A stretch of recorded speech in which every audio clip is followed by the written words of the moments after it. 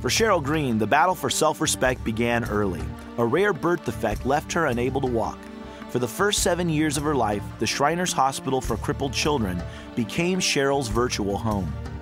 She underwent numerous surgeries that never fully corrected her physical disabilities.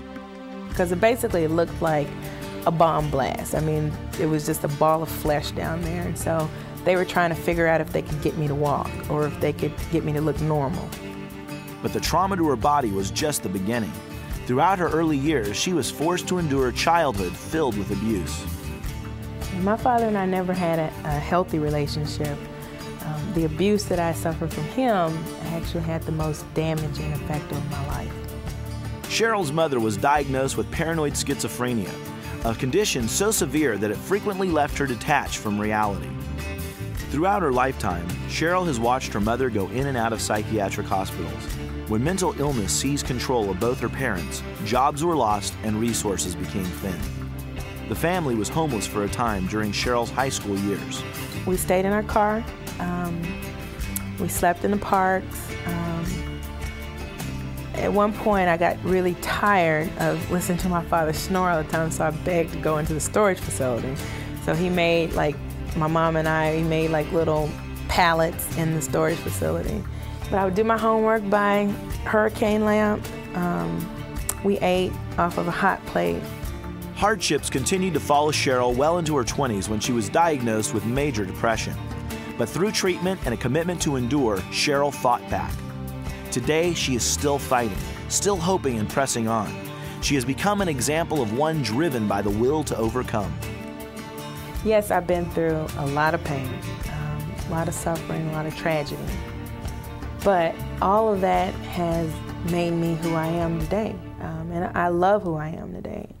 Cheryl wrote a book to share her horrific experiences and triumphant moments as a source of help and hope for others. Most people just see crisis, they never see opportunity. And if you can see that opportunity, then you see, okay, this is how it's going to be made for good. This is how something good is going to come out of it. What can I do to actually be proactive about this and not have this totally sour me, sink me down into despair, and actually harness that power and do something good for somebody else. I mean, that's my philosophy. Not many people can blossom in adversity. Not many people can make it through and not have whatever issue floor them. I mean, not many people can do that. So if you're still standing in the end, that is something to be proud of. And I'm very proud of it. I mean, yes, I'm beaten up and bruised and everything like that, but you know, the problems, the people, all the circumstances, nothing ever took away the spirit to persevere. That spirit has allowed Cheryl to regain her self-respect. She went on to graduate from Yale University with honors. She has received advanced degrees in psychology and worked with Senator Robert Dole at the Dole Foundation.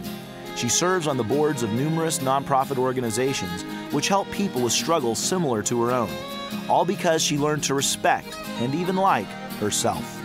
The sense of purpose and mission that I have is to make sure that there are no other little Cheryls out there who think that life is so unbearable that they have to choose to kill themselves as a way to escape the pain. I mean, there are people there who love them and care about them and want to see them through on the other side.